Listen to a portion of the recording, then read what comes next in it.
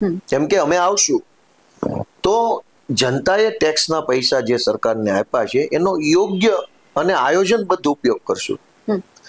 યોગ્ય અને આયોજનબદ્ધ બે શબ્દોનો અર્થ શું છે?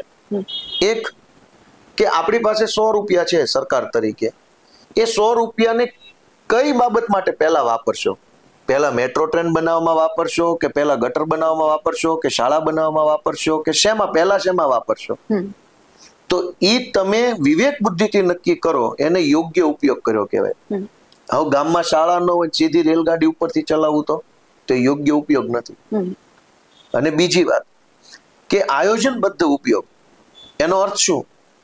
કે અત્યારે આખા ગુજરાતમાં ભાજપના માણસો શું કરે છે કે વર્ષો પછી માંડ રોડ બને, અને જેવો રોડ બની રહે 1.5 મહિના પછી ગટર વાળા આવે, આખો રોડ તોડી નાખે ને ગટર નાખે.